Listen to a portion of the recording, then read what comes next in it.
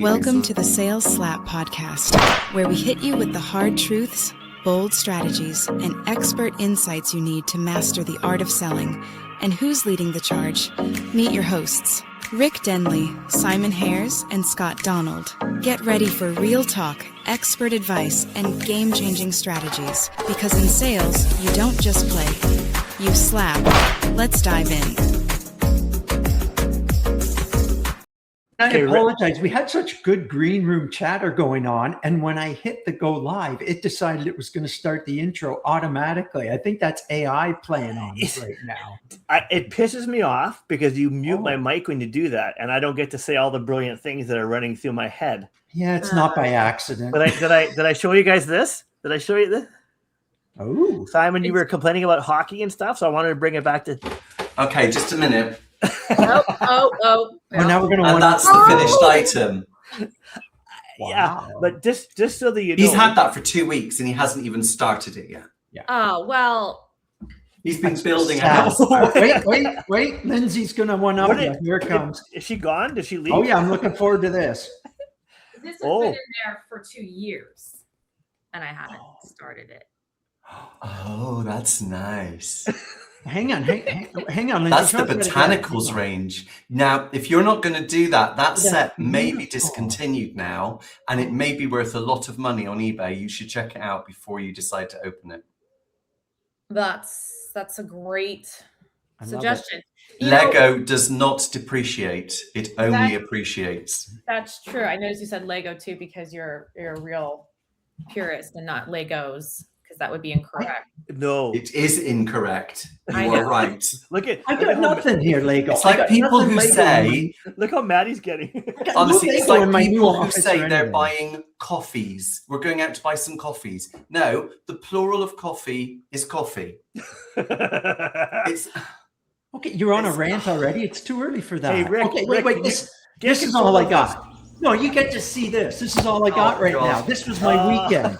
I didn't build Lego. I went up northern Ontario to cottage country with my family and snuck in a paddle before anybody got up at sunrise. We've seen this video 3 times now, Lindsay. The viewers only have seen it once. Okay, I'm going to record a video this weekend when I'm at the lake, and then I'm going to force it on everybody during our next podcast. See how you like that? I think you should do a reenactment of that very video. Yes, I'd like to see that, Scott.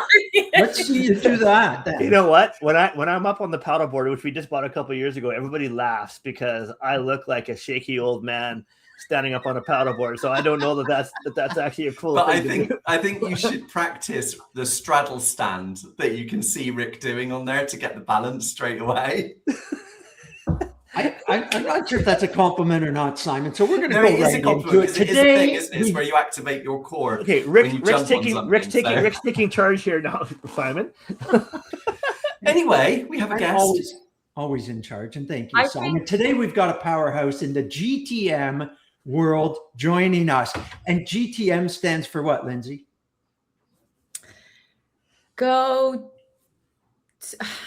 too early. Go to market strategy. Yeah, I was going to try to be silly about it, but it's not even 9 a.m. for me. I can't. It doesn't work like that yet. Well, coffees is good when you can have them. So coffees is good. Yeah, that's right. She's a fractional here in the UK, guys. A GTM strategy architect and the founder of GTM Done Right. Lindsay helps scaling companies build social selling machines and revenue systems that actually convert. Not the fluffy stuff, the real stuff that moves numbers. She's also the in-house CRO at Luminetics. Did I say that right? You did it right. Yes. Where she and her partner, Mandy McEwen, run a fast-growing membership community for solopreneurs focused on AI-powered growth and social selling mastery, while also serving major enterprise clients outside the Next Wave membership. Lindsay's one of those rare operators who can talk strategy, build systems, and make it fun. And we're all about fun on this show. Fun. So buckle up because this one's going to be a blast. Lindsay, welcome to our show. Hey, Lindsay. And tell the viewers where you are calling in from. I am calling in from the East Bay of the Bay Area, a very boring city called Dublin. And when I tell people I'm in Dublin, they go, "Oh, really?" I didn't. And I'm like, "No, stop you there. Not the cool one. Not the good Dublin. Not the good Dublin. Ireland. Not the green one." It's Although, closer to me. yeah, closer to you, and you'd love this, Simon. You'll absolutely hate it. We have signs, our street signs, and they have little clovers on them. Nice. A little too stereotypical. It's not Ireland, is it? It's not Ireland. Not one bit. Yeah, I know. It's silly. But, there's also one in Ohio at Dublin. And I had to frequent that a lot for work things. They don't put clovers on their signs, so I don't know why we need to do it. That's because they know they're not Ireland. Yeah. A point for Ohio. We're excited to have you on the show today. Thank you. And you've got so many good things underway here and so many that are relevant to our viewers as well. I just want to throw something at you right away, and I'm going to pop this up on the page. What is this all about? Not the specific episode, but what do you do on here with your friend Mandy? Well, our podcast is, I'd love to say, a little bit unique in that they're usually only about 15-minute episodes. So they're super pointed at whatever topic we're talking about. And then we always end with what we call a tactical takeaway.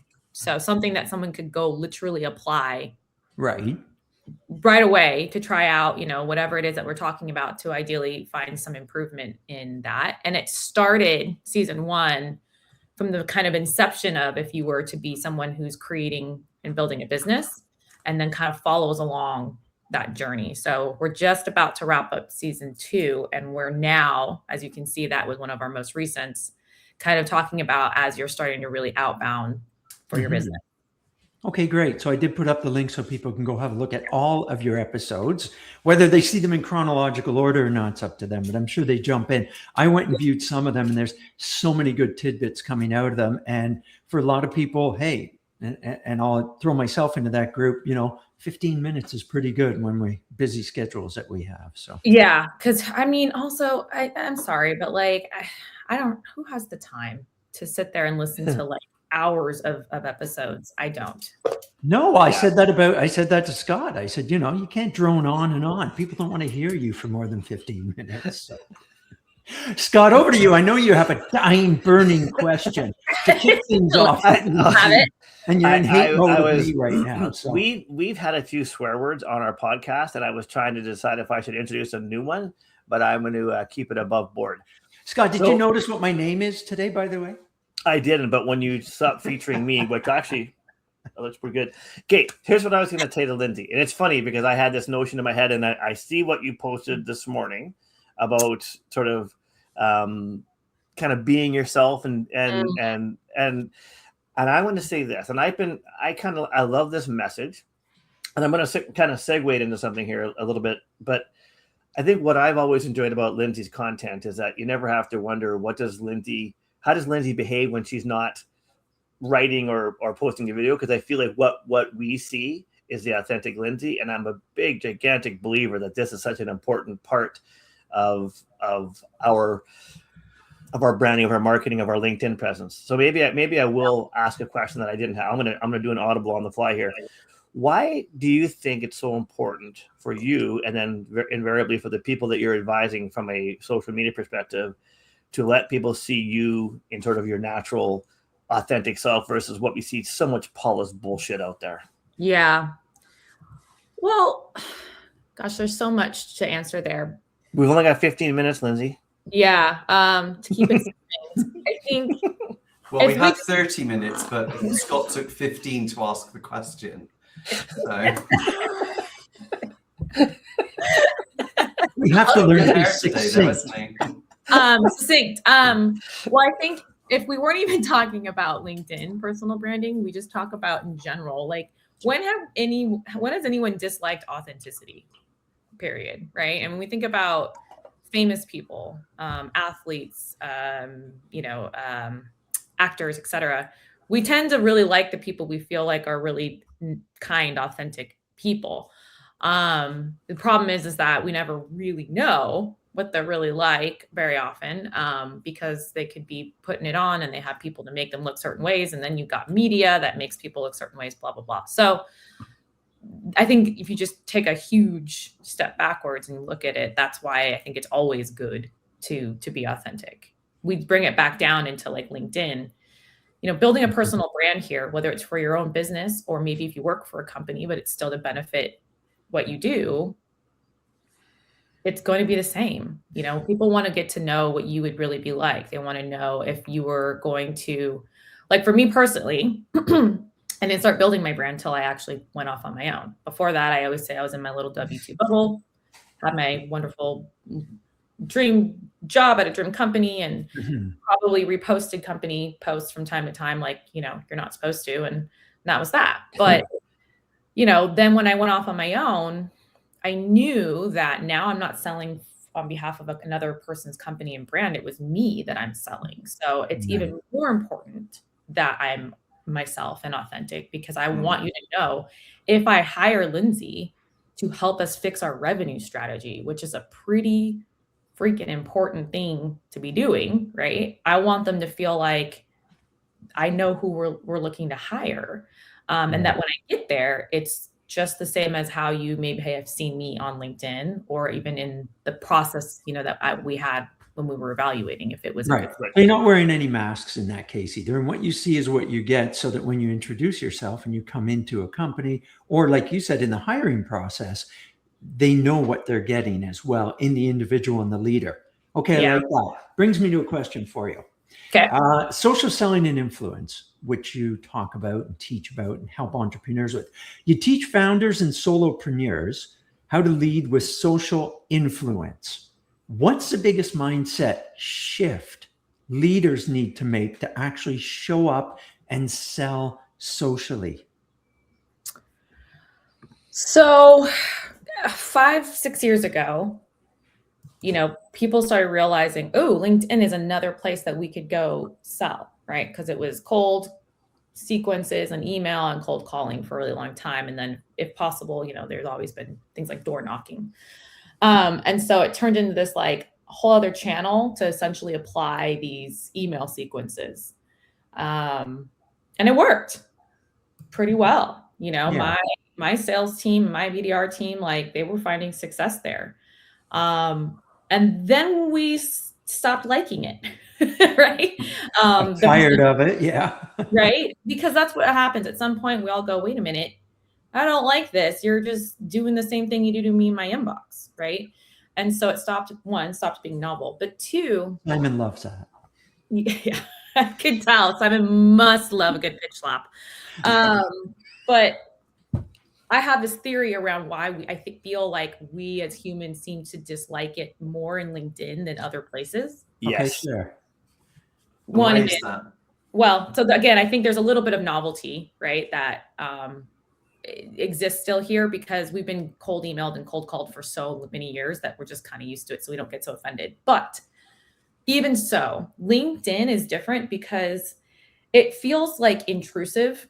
I feel like to us when people are pitch slappy and, cold selling us and impersonal, because it's us, it's our profile, my face, my name is here and attached. I have a bio about me. And then if you're like me, I'm actively on LinkedIn, sharing things about myself, getting to know other people, forming connections. I mean, for God's sakes, Mandy, my business partner, I wouldn't have ever known and met if not becoming active on LinkedIn. So I feel like you're now intruding into my personal space more when you send me something so crappy, right? Like just another cold sequence like you would in my inbox. Because the point of social selling and social influence is to be social at the end of the day. It's to be human and connecting with people. Human. Yep. Right? So you totally miss the plot when you're going to just send someone a cold, sequence, right? And all these automation tools that now exist in LinkedIn, you can't do that on cold email, right? You can't start a relationship with someone over cold email. So you have to hope for the right message, right person, right time. But LinkedIn, it's like, hello. I mean, especially me, like there is so much ammo all over my page, my freaking banner has chicken parm on it and says poopy pipelines. Like, I'm giving you so much personal things to work with here, you know? So Yeah. I agree with all that. I want to add one point. I still remember we had Carol Mahoney on several weeks ago, and she's great. And she said something to the effect, and I think you just made that point, is that really shitty outreach, and I'm going to say shit because I'm all fired up about this. Really shitty outreach is not only offensive in the ways that you just described, Lindsay, but also it's training our buyers to ignore us. So those people who are doing good things with email or LinkedIn outreach are being impacted by people doing the shitty, no personalization, blasting stuff that is making everyone else's job harder, and it's giving people the message that this is what sales looks like, and it's ineffective and it's annoying and it's intrusive, and why invest in sales because this is what it looks like. Yeah, it is a bummer. But all the time, whilst we've got all of this outreach that's going on, this all automatically generated and all feeling cold and uncomfortable, we now have this issue where, for some people, where they are trying to be this A word, which I do believe we are throwing around. It is thrown around a lot, the word authentic. And sometimes when you do try to become authentic, you then get people who say, did AI write that for you? Yeah. And it's like we're stuck between a rock and a hard place, between something that's going to be cold outreach and something that's going to irritate us because people have been doing it for years in all different mediums. And then when they started to do it on LinkedIn, it was too much of a bad thing, I suppose, and that pissed people off. But ultimately, we always have to remember that when we're doing any form of business development, we will never grow if we don't talk to people we don't know. Yes. And we must always remember that. And this is a message I preach in any of my sales training when people push back on business development, cold calling, introductory calls, call it what you want. Yeah. Businesses thrive on it, and people can put a revenue figure on how much revenue they're bringing in. And lots of people will push back and say, I don't like it when I'm cold called. And it's usually because they've had a very bad experience or they don't work in sales. And so they're carrying the limiting beliefs about sales with them.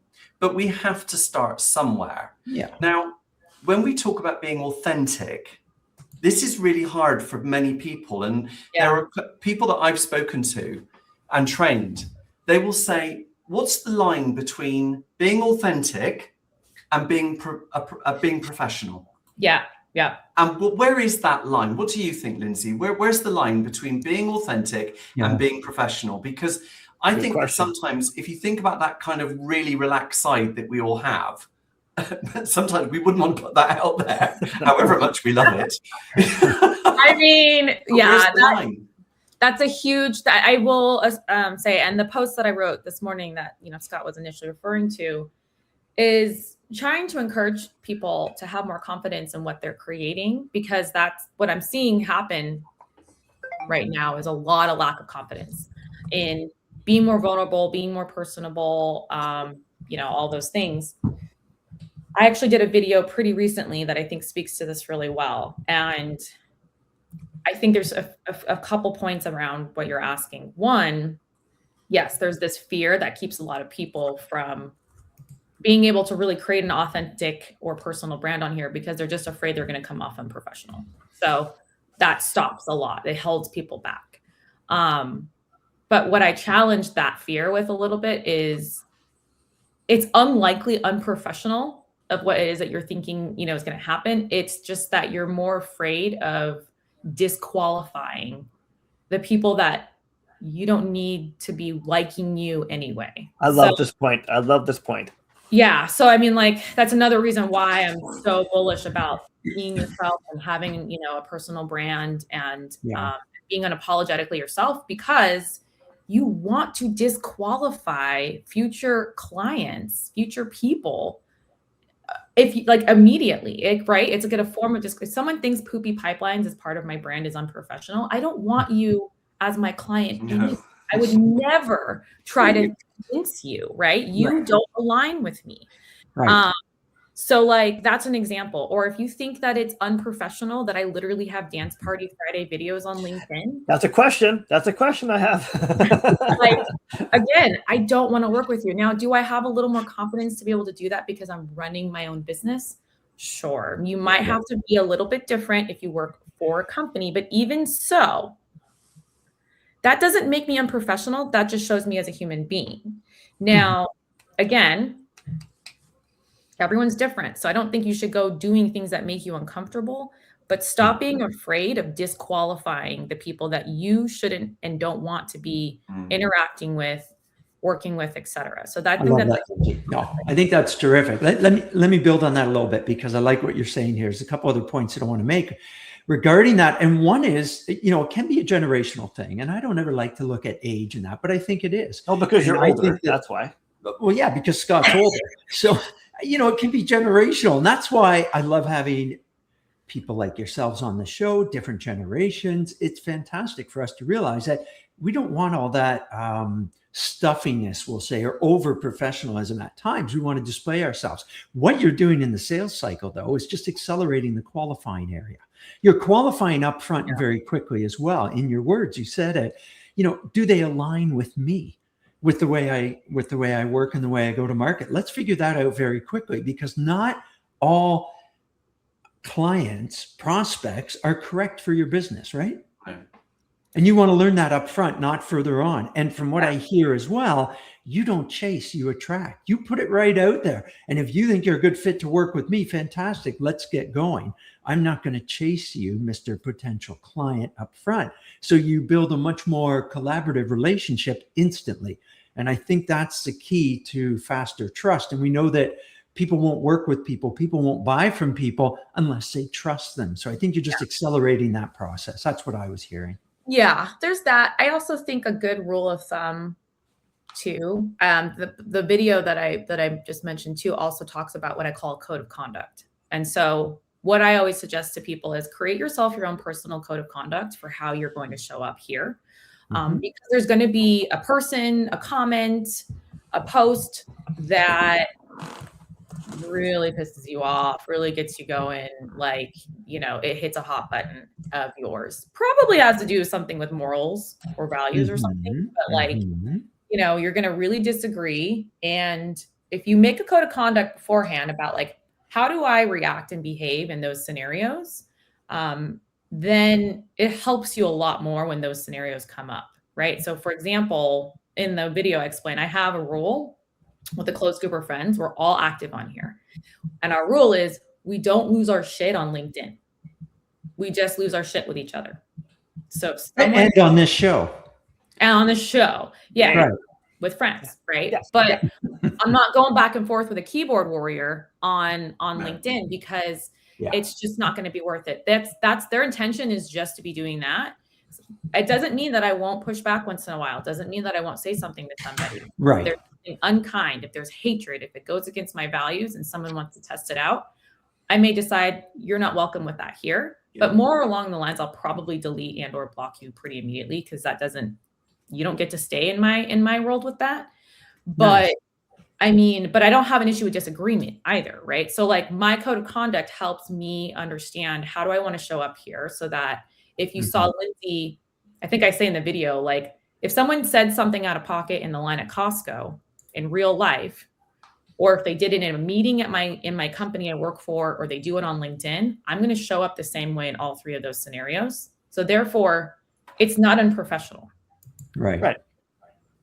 And that's your authentic self as well, which is great. There's the A word that Simon hates. There it is. There's a lot of lessons to be learned in that. And I think one of the things that you just said, and leading on from what Rick was saying, Rick talked about how if you're not a good fit for our business, then we don't want to work with you. If you don't like what I'm posting on LinkedIn, or you don't like the way I'm doing it, you don't have to be in my world. There's a lot that we do as business owners where we have the luxury of being able to do that, because we can make that choice. But there are a lot of people who are constantly told by their sales managers to go constantly after every single one. They don't have a target client profile. They don't have any of those things. They just go for everyone.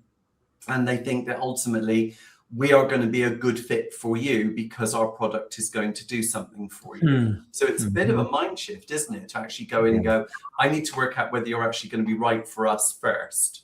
Yeah. And if we work together well, then that's going to be important. Whereas the thought of disqualifying a client or a prospect is something a bit alien, and also something that many managers would say, you don't have the authority to do that in our business. You don't get to choose that. Because it's all revenue. We're paying your salary. But we as business owners have that luxury to do that, don't we?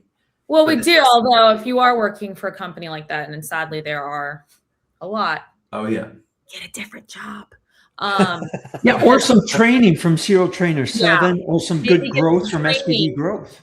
Because it doesn't matter what business that you have, I will die on the hill. That is the wrong way to do business, right? You should always be looking to disqualify over convincing and qualifying someone in. You're not trying to shove them in. You're trying to see if there's a fit. That is just the best way to do sales, period.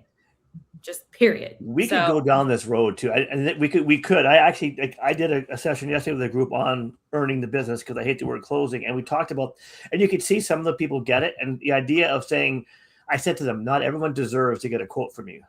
Not everyone deserves your time and attention. And you could see some people in the room writing that down and going, yeah. And then some people going, oh my God, I've never thought about that before. Because one of the guys in the room, he thought his job was to basically sell shit and figure it out later. Yeah. Right. But I'm not kidding with that. But like that salespeople, you know, two different people, two different people on coaching calls. And this is a great group, but said to me, our attitude to some extent seems like sell shit and figure it out later. And I think what Lindsay's saying, and I'm going to try to decipher this and hopefully get it right, the time and effort that you put in trying to sell that company that isn't a good fit for you, and then the time you're going to spend trying to support it isn't really worth it. So the sooner you can disqualify them, the sooner you can spend more time and attention on the right kind of companies, the right kind of people who are a really good fit for your company. Bingo. I like that, Scott. You're shortening the sales cycle at the beginning where it really counts. And you've heard this from me before, and Lindsay, your opinion on this, but when I look at the sales process and all the different sales stages. Wait, sales process. Sales process. You say it right, Rick. Yeah. Sales process. I forgot where I was or who I was speaking to. North, south of the border. And to the end where you're not closing, but earning their business. Scooter, good one. Thank you. Yeah, Simon's looking at me like, you forgot your point, didn't you, Rick? No, I didn't. So the main point is I love it when people put words into my mouth that I wasn't even thinking of. Okay, actually, I just need to buy a bit of time, because I did for a split second forget what I was going to say. So that's authenticity. So there. The fact of the matter is, qualifying is the most important stage, and we have to work at that more and more going forward. Now, Scooter, you got a few questions for Lindsay here, and we're going to put you on the spot, Lindsay, because this becomes a lot of fun. Wait a minute. This is the best part of the show. Everyone says it is. I got to get the intro up here. And now it's time for the quick slap segment. Our host Scott asks our guest unrelated questions. All right, we'll bring you back on here. We're going to put you right on the spot, Scott. What do you got for Lindsay? Hey, Lindsay, did you actually look at the questions? Did you see? I emailed back. I said I'm not even going to look at them, so you can really get. Timer started. Go. Oh, stop it. Hey, dogs or cats? Dogs. Yes. Early bird or night owl? Neither. Last concert you attended? Ja Rule. Don't laugh. And Nelly. It was amazing. Nelly. Okay. Yeah. It's getting hot in here. Star Wars or Star Trek? Star Wars. One thing people may be surprised to learn about you. What could they be surprised about? I don't know. These are my questions. Don't put Okay. Actually, no. This one always surprised people. I am an introvert. I am not an extrovert. Okay, that is surprising. If you weren't doing what you're doing today, what would your career be? Pediatric neurologist. What the hell? You must have thought about that one before. Okay, you have to stop the quiz. Where we're going with. I'm going to be a paddle boarder. Okay, sure, ready? Okay too. This is the only question I changed based on the guest. Chaka Khan or Jamiroquai? Or Taylor Swift? No, I took that one out. I took it out. That in. Absolutely not. Never Taylor Swift. I think you guys think I'm a lot younger than I am too. Shaka Khan. Okay. Favorite movie you've watched more than 3 times? The Right. gentleman. Yeah. Oh, fine. It's supposed to be rapid fire. Actually I have a lot. When we put younger guests on, they still have their memory. Yeah. Right. And I have 3 children. So like brain No, cells. okay, now that would be the surprising one to me. You have 3 kids? Yeah. Hey, Rick, this is my segment. Piss off. Best. I don't know. I like a lot of movies. I like funny ones though. So I'm trying to think of a funny one. Okay. Best sales book of all time. I don't read books. Okay. If you could have, I was going to comment. If you could have a superpower, what would it be? Make Scott shut up. Time travel.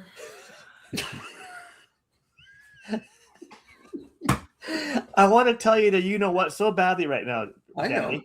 know. If you could have dinner with anyone, living or dead, besides the 3 of us, My dad. who would it be? Your dad? Okay. If you won $10 million tomorrow, what's the first thing you'd do? Buy a house. Very good. 14 and last one. What is your go-to karaoke song? I don't do karaoke. But if you did, Lindsay, you can't avoid this one.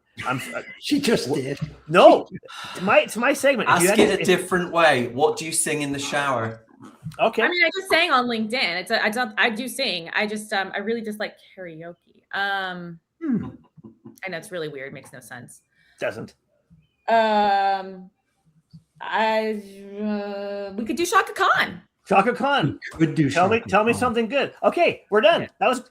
Hey, hopefully that was We fun. need like an alarm, don't we, to kind of go, time up. Yeah, we should. I had the timer, really but I didn't run it this time. So, Jesus. Okay, That was good. aggressive. Everybody's awake now. All right, my And turn. now it's time for the quick slaps. Oh, wrong one. And now the moment you've all been waiting for. It's time for Ricky's recap. Take it away, Ricky. All right, Every Simon single always time. loves that one. Every single time. Simon loves that one, and that's not Taylor Swift in the background. No. Today we learned from our incredible guest, Lindsay, about not pitch slapping through LinkedIn as one, because it's very intrusive. All right. It also, we learned that we don't, I can't read my writing today. Who wrote that? Always be ready to disqualify, which is highly important as well. And that authenticity, the overused A word, as Simon said, needs to be looked at a little bit differently. And that, we need to show up authentically, but across all platforms, from social to LinkedIn to otherwise. And finally, Scott told me to piss off today. And I thought, back in there, just as a reminder to everybody. So that was it for my short segment. Simon's smiling. Simon, I didn't even ask you prior. Do you have a book for us today, or are we going to cruise through that? Oh, I do. I was waiting for my own little intro, but obviously that didn't come up, did it? Wait, no. Bloody hell. Of course it did not. We would not have that for you. All right, so Simon, share. Did you like that, Lindsay? I loved it. Simon, Dead good. it's on. See? You're on timer 2 there, Harris. So So Please don't refer to me by my surname. Hang on. Oh, a We're minute. not in the army. We're not at school. Who said? Who do you decided not you're running do you not the like show? that? Hold on. I want to know the things that Simon doesn't like, so I can keep doing them. Oh, Watch what I we can- could be here for so long. Watch what I can do to Scott. There. Now, mute it. This week, Okay. This week, I am reading, or you could be listening to, it's entirely up to you, this little gem called The Art of Explanation by Ross Atkins. People watching in the UK, you will know Ross Atkins. He's the guy who presents the news, and he's got the big screen that he touches. And I don't really like celebrity endorsed books very much, because a lot of them contain a lot of waffle. This particular book I love because it contains kind of a playbook that you can see through here on how to put across things that are very complicated in a very simple, straightforward, easy to understand, without mansplaining, without condescending or patronizing, very, very easy, straightforward ways. And his role is to explain extremely complicated stuff, within the news, within politics, within general world life. And he's really good at it. And this book is absolutely excellent. My phrase is there's not a scrap of fat on it. It's incredibly good and well worth you having a look at, especially if you're in an area where maybe you're going into more of a complex sale, where maybe you need to be explaining results, you need to be explaining data that a lot of people just switch off. Any of those things, Ross tells you how to put those things across in a very simple, straightforward way.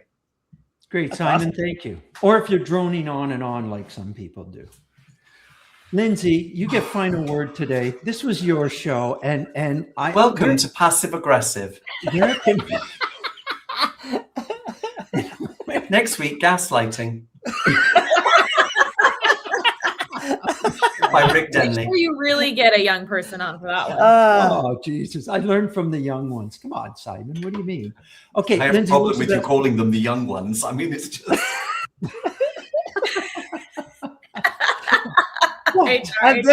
Lindsay, this is our show.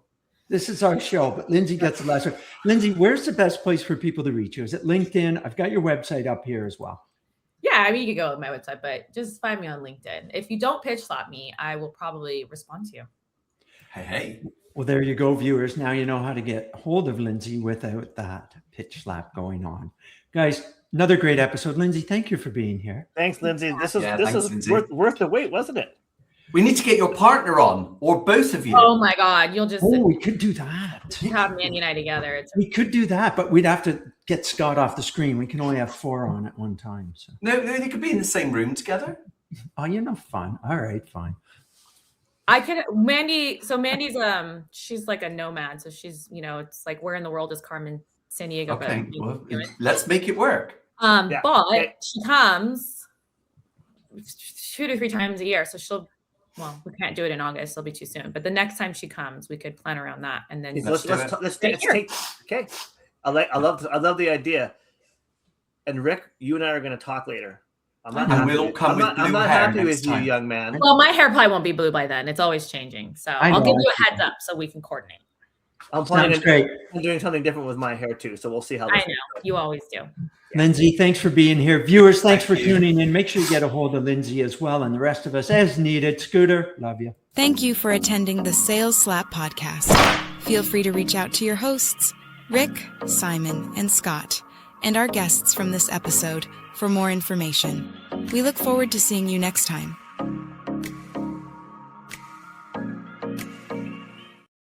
All right, that's it. I'm ending it. Okay, you can't end with "love you" when I want to tell you to fuck off. That is not.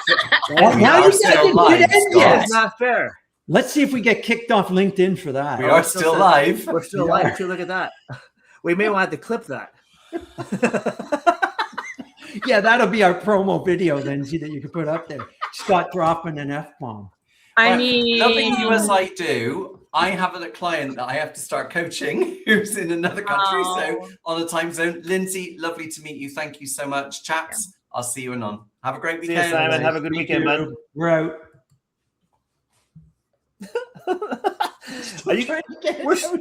Thank you for attending the SalesSLAP podcast. Feel free to reach out to your hosts, Rick, Simon, and Scott, and our guests from this episode for more information. We look forward to seeing you next time.